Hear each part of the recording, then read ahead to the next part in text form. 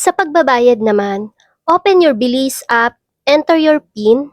Pwede tayong mag-early payment dito kahit wala pa tayong nare-receive na billing. Click natin to.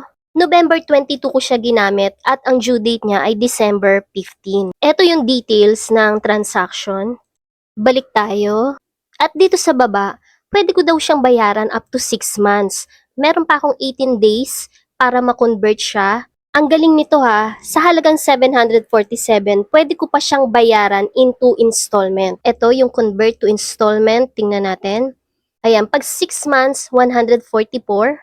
Pag 2 months, 397. Pag 3 months, 270. Sa 4 months, 207. At yun nga, 144 sa 6 months. At syempre, if you convert 2 installments, interest applies. Okay, balik tayo.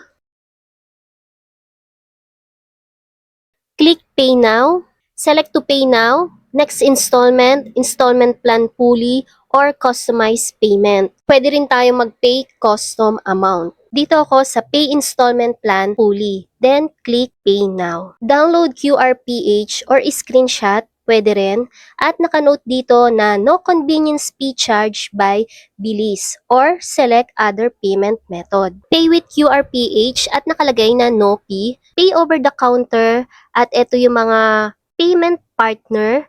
Ayan mga yan at may convenience fee na 25 pesos. Online banking at e-wallet. So nandiyan yung GCash, meron siyang convenience fee na 18 pesos.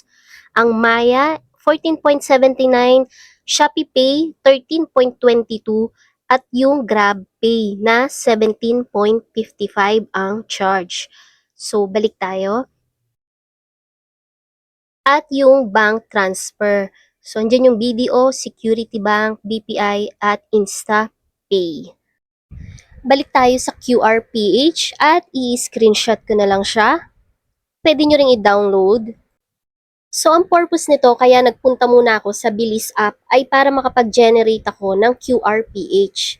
And then, saka ko mag-open ng GCash. Magkaiba ang pagbabayad gamit ang QRPH or pag-link lang to GCash or link to other e-wallet.